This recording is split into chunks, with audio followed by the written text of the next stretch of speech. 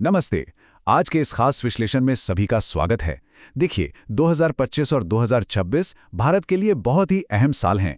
आज हम सीधा उन अहम बदलावों और मील के पत्रों पर बात करेंगे जो हमारे देश की पूरी दिशा ही तय कर रहे हैं। बिना किसी देरी के चलिए शुरू करते हैं। अब इतने सारे नए बदलावों को एक साथ समझना थोड़ा मुश्किल हो सकता है ना। इसलिए हमने इस पूरी चर्चा को प्रगति के 5 मुख्य स्तंभों में बांट दिया है।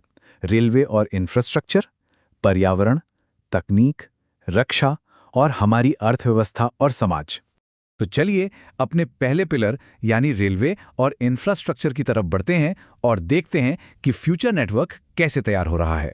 जब हम रेलवे की बात करते हैं तो सबसे पहली चीज दिमाग में क्या आती है? सुरक्षा, राइट? और यहीं पर एंट्री होती है कवच प्रणाली की। ये एक ऐसा कमाल का ऑटोमेटिक ट्रेन प्रोटेक्शन सिस्टम है जो एडवांस सेंसर्स का इस्तेमाल करके ट्रेनों को आपस में टकराने से पहले ही रोक लेता है। और सबसे शानदार बात, अगले 6 सालों के अंदर इसे पूरे देश के रेलवे नेटवर्क पर लागू किया जा रहा है। ये सच में एक बहुत बड़ा गेम चेंजर है। अब सिर्फ सुरक्षा ही नहीं, बल्कि पैसेंजर एक्सपीरियंस भी पूरी तरह से बदल रहा है। जरा सोचिए, रेलवे की तमाम सुविधाओं के लिए अब एक सिंगल सुपर ऐप आ गया है। चेन्नई इंटरनेशनल एयरपोर्ट पर उड़ान यात्री कैफे खुल गया है और यूपी में तो भारत की पहली विस्टाडोम जंगल सफारी ट्रेन शुरू हो गई है ना? एकदम शानदार। इसके अलावा जमीनी स्तर पर भी काम हो रहा है। मिशन अमृत सरोवर के तहत हर जिले में 75 तालाबों को फिर से जिंदा किया जा रहा है। अब रुख करते हैं हमारे दूसरे सेक्शन की तरफ, पर्यावरण और वन्य जीव संरक्षण। हमारी प्राकृतिक विरासत को बचाने के लिए जो कदम उठाए जा रहे हैं वो वाकई हैरान करने वाले हैं। स्क्रीन पर जो नंबर है 6327, ये कोई मामूली नई नंबर नहीं है। 2021 से 2023 के बीच हुए देश के पहले व्यापक सर्वे में इतनी रिवर डॉल्फिन्स दर्ज की गई हैं। हमारी नदियों के इकोसिस्टम के लिए ये कितनी बड़ी और पॉजिटिव खबर है, इसका अंदाजा लगाना भी मुश्किल है। अब बात करते हैं वेटलैंड्स की। याद रहे, सभी रामसर साइट वेटलैंड होते हैं, लेकिन हर वेटलैंड रामसर साइट नहीं होता। खैर, भारत के लिए एक बहुत बड़ी अचीवमेंट ये रही है कि मध्य प्रदेश के इंदौर और राजस्थान के उदयपुर को रामसर कन्वेंशन के तहत मान्यता मिल गई है, और ये इस तरह का दर्जा पाने वाले भारत के पहले 2 शहर बन गए हैं। और अगर हम अलग अलग राज्यों की बात करें तो वहां भी काफी इनोवेटिव काम हो रहा है। जैसे मध्य प्रदेश को ही ले लीजिए। रीवा में पहला व्हाइट टाइगर ब्रीडिंग सेंटर बना है और माधव नेशनल पार्क अब 58वां टाइगर रिजर्व बन गया है। तमिलनाडु ने मन्नार की खाड़ी और पाल्क बे में अपना पहला डुगोंग कंजर्वेशन रिजर्व बनाया है। लेकिन महाराष्ट्र ने तो हद ही कर दी। उन्होंने एक रिटायर्ड युद्धपोत आईएनएस गुलदार को समुद्र में डुबोकर एक under water coral reef museum बना डाला। लिटरली ये कमाल का आइडिया है। चलिए अब थोड़ी गियर बदलते हैं और अपने तीसरे स्तंभ यानी तकनीक और डिजिटल गवर्नेंस की ओर चलते हैं। देखते हैं कि प्रशासन कैसे मॉडर्नाइज हो रहा है। आज के दौर में आर्टिफिशियल इंटेलिजेंस हर चीज को बदल रहा है, खासकर एजुकेशन को। तो यहां एक बड़ा दिलचस्प सवाल सामने आता है। शिक्षा और रिसर्च को बढ़ावा देने के लिए भारत की पहली एआई यूनिवर्सिटी कौन सा राज्य बना रहा है? जरा सोचिए। इसका सही जवाब है महाराष्ट्र। जी हां, महाराष्ट्र भारत का पहला आर्टिफिशियल इंटेलिजेंस विश्वविद्यालय स्थापित कर रहा है। ये कदम केंद्रीय मंत्री अश्विनी वैष्णव द्वारा प्रमोट किए गए इंडिया एआई मिशन के विजन के साथ बिल्कुल परफेक्ट मैच करता है।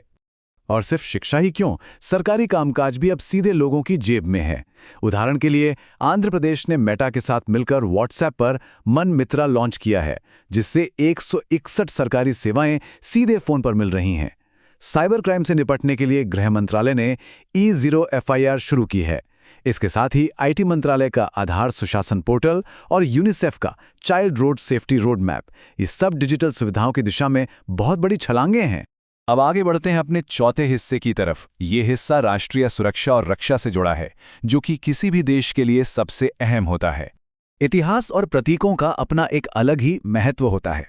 इसी को ध्यान में रखते हुए भारतीय सेना ने हाल ही में औपनिवेशिक इतिहास की एक बड़ी निशानी को पीछे छोड़ दिया है। ऐतिहासिक फोर्ट विलियम का नाम बदलकर अब विजय दुर्ग कर दिया गया है। यह सिर्फ एक नाम का बदलाव नहीं है, बल्कि एक बहुत ही शक्तिशाली संदेश है। अगर ऑपरेशंस की बात करें तो ये समय काफी एक्शन से भरा रहा।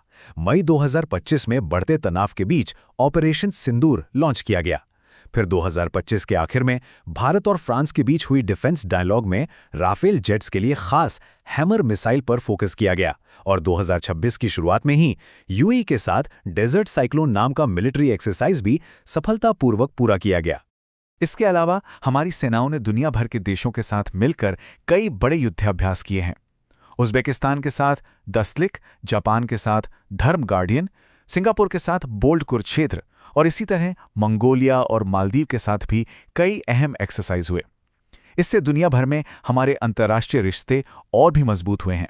खैर, अब आ गए हैं हम अपने 5वें और आखिरी स्तंभ पर, अर्थव्यवस्था और समाज। आइए देखते हैं कि हमारा देश अंदर से कैसे विकसित हो रहा है। यहाँ एक बहुत ही महत्वाकांक्षी लक्ष्य सामने आता है, 10,000। सरकार ने यह तय किया है कि साल 2030 तक हमें 10,000 ज्योग्राफिकल इंडिकेशन यानी जीआई टैग्स हासिल करने हैं। ये हमारी स्थानीय अर्थव्यवस्था के लिए किसी मास्टर स्ट्रोक से कम नहीं है। और हाँ, आर्थिक योजनाओं को बनाने वाले सबसे बड़े स्तर पर भी एक बड़ा बदलाव हुआ है। सरकार के प्रमुख थिंक टैंक नीति आयोग में अब नया नेतृत्व आ गया है। बीबीआर सुब्रमण्यम की जगह अब नई सीईओ के रूप में निधि छिब्बर जी ने कमान संभाल ली है।